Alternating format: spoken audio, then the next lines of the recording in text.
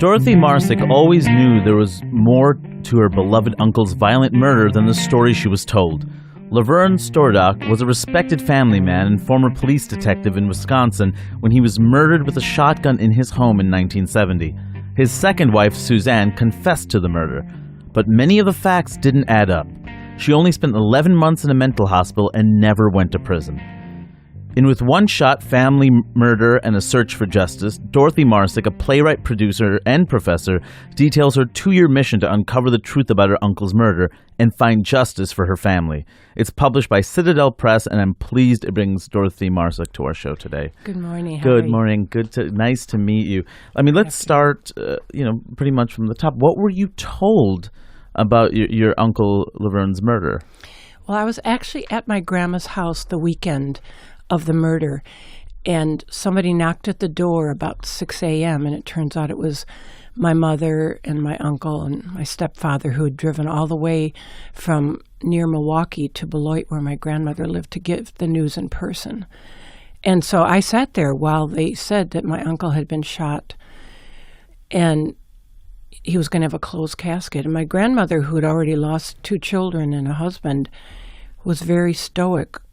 She sat there when they said he was shot, but when they said he had to have a closed casket because his brain was all over the bedroom walls, my grandma really lost it. It was very difficult, and we were told that Suzanne did it, and my grandma and aunts went to all the court hearings, and she spent 11 months in a hospital, but we always felt there was something not right about it. And there were rumors that her son had done it, my uncle's stepson. And finally, my cousin Shannon and I, who was my uncle's daughter from the first marriage, we really wanted to know the truth. How close were you with your uncle? I was very close. I was in school in Madison. He lived just outside of Madison. He worked for the state attorney general, and he would pick me up many weekends, and I'd spend a lot of weekends at his house. And so I got to be really close to him, and he watched over me in a way that my own father did not. I mean, how did the murder affect your entire family? I'm sure it rippled. My family never recovered. Let's just say that. I read some research about how high stress can lead 5 years later to cancer in certain people. There were 3 children of the 5 that my grandmother had that were left, and then Vernie was murdered. So there was my mother and uncle. They died within a week of each other, about 7 years later. And as I pieced together the history from my Uncle Donald's wife when I was doing the research, it seemed to me that his cancer had started about 5 years after the murder. So that whole generation was decimated because of that murder. You said that you had inklings, or there was a sense that something else happened in the story, and it wasn't as straightforward as what you were told. And you said you had suspected, his son potentially. But what led you to revisit the story and essentially become a detective? Well, I did become a detective, and when I was doing the work, I realized my uncle had been a detective, and he'd been an undercover detective working for with the mafia and prostitution rings, and even in Japan during the Second World War, doing narcotics investigation. So I felt like, I'm following in my uncle's footsteps. There must be something genetic about this. But I think it was my cousin Shannon and I had been trying to figure out what happened to Suzanne and her family for about 10 years. We couldn't find them. It's like they disappeared. We later realized that they all changed their names and moved. But as the internet started to grow and get more information, and Shannon was following Follow a Grave, it turns out that Suzanne's youngest son from her 3rd marriage, she had 3 marriages before she met my uncle, he had killed himself in 1992, and Shannon found his grave, and then she pieced together where they all were, and she called me 2014 one day, and she said, I found them. And I knew exactly what she meant. And we said, call them. She said, Dorothy, call them. somebody's got to find out what happened that night. And I said, well, I'll go. They were in rural Tennessee, which was so bizarre because I was just moving from Nashville to New York. And I said, I'll drive down there. I'll drive from the 4 hours from Nashville. She said, you can't do that. It's dangerous. I said, well, they haven't done anything in, 40 years? She said, not that we know of, which turned out actually to be true. But I went there. I drove there thinking I would just ask them, so which one of you killed my uncle? Huh. And it was so naive to think I could just waltz in their door and spend an hour there, and they would tell me, oh, yeah, by the way, it was really David who shot your uncle. I mean, people don't talk like that, and especially when murder's on the table. I mean, to just backtrack for a moment, how did Suzanne enter your family to begin with? Well, my uncle met her at a bar in Madison, and they had some scorching affair, and he was married. His first marriage was to a woman that you could think was like Tammy on Friday Night Lights or June Cleaver. She was beautiful, gorgeous, lovely, aromatic breads, clean floors. And then he met Suzanne, who was more like Sharon Stone in Basic Instinct. I still don't understand the sexual hold she had over him. I've read so many books and talked to many people how what she had over him, that he was willing to ruin the rest of his life to get it. I've been speaking with Dorothy Marcic about her book, With One Shot, Family, Murder, and a Search for Justice. Let's go back. So you're with your I guess your step-aunt. You're with your cousins. You confront them. What is that conversation like? Well, I started out, I'd called them ahead of time to say it was coming, and it was very, how's everybody? What's going on? Who's still alive? I didn't talk to them for decades. And so you started out with like relative small talk to just, what's going on? You actually asked them who's still alive? Well, not that, but it came, how's so-and-so? How's this person? How's, Yeah. And she knew that my mother had died and my grandma had died, and I knew she didn't want to talk about her son who committed suicide. But then I started asking questions about my uncle and what it was like to be married to him, and but she didn't want to. She just kept saying, "Oh, I got bored with my husband. Just get bored with him."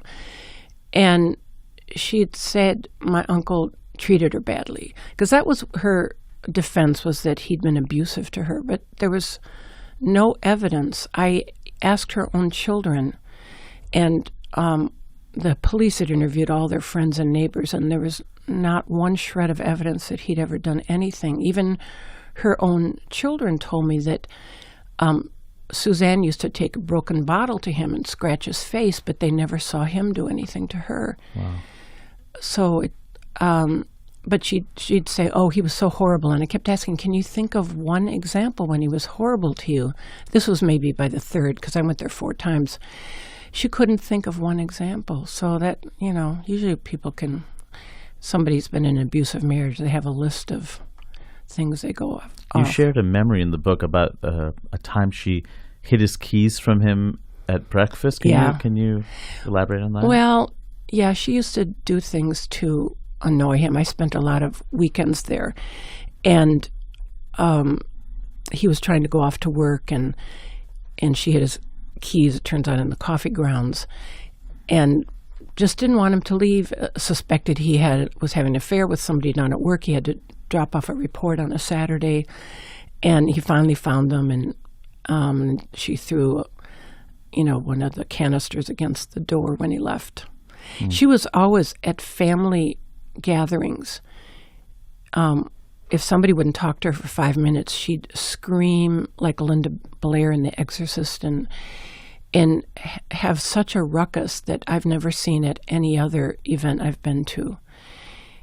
And we all knew that he was going to leave her, because who could live with that? And he got, a little pudgier every year, and he looked more wan. And he actually had told some people that he was going to leave her, and then he got murdered. Were you surprised when she confessed? Well, I was surprised about the whole thing. I mean, who thinks your uncle, anybody in your family is going to get murdered? I'm not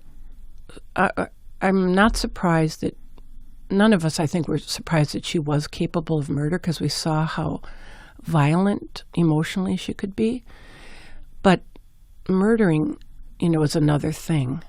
And then it turns out that David had told one of my aunts years ago that he actually did it. So nobody in the family really knew. What would David's motivation have been to kill LaVerne?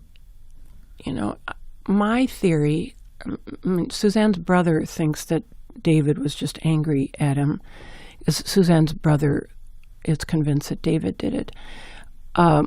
My theory is that Suzanne put him up to it because he wanted to leave her.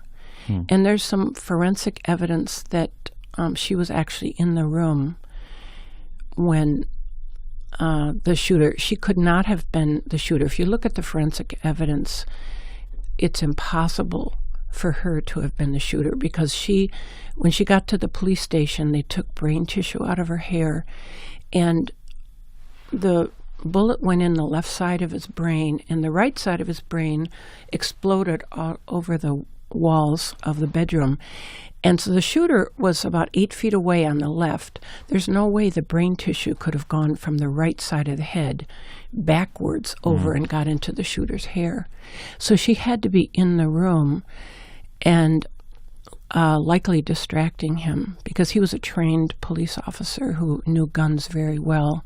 Would have been not so easy to trick him with a gun staring down his head. And she never spent a day in prison, right? She spent, was it 11 months in a mental institution? What did she do when she got out?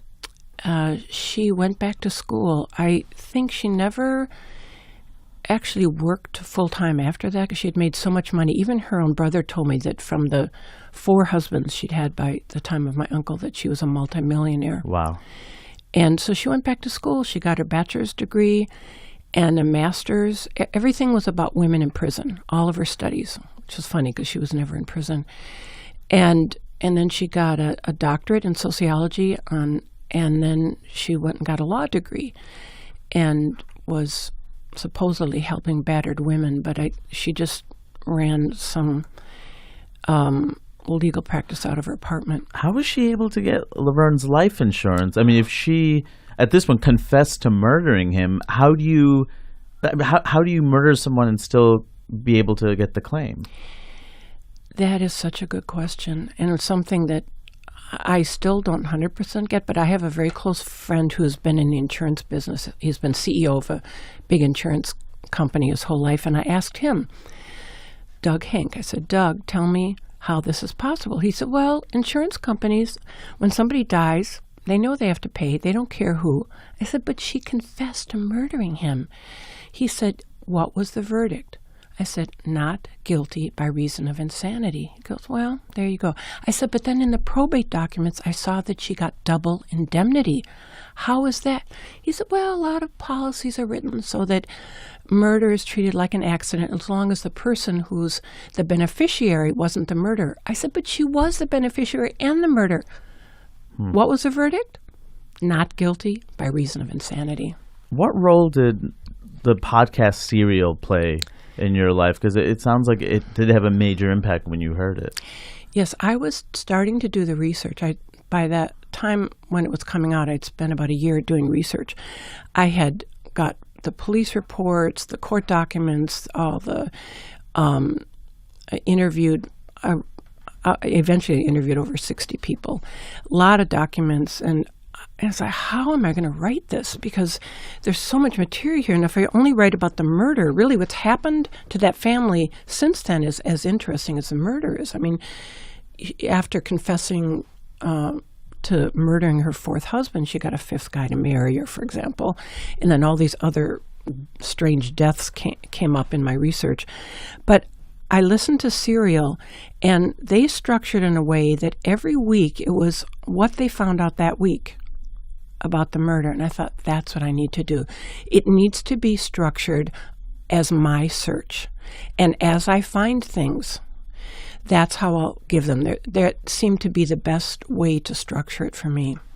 I'm not going to give away, obviously, the ending of the book, but do you feel writing this book gave you and your family some sense of closure? Oh, yes. It was amazing. My cousin Shannon, who was his daughter from the first marriage, she told me a few weeks ago that she was never able to talk about her father's death. And even when I was doing the research, I'd call her and tell her about this, and she'd go, "Oh, I got to go do something."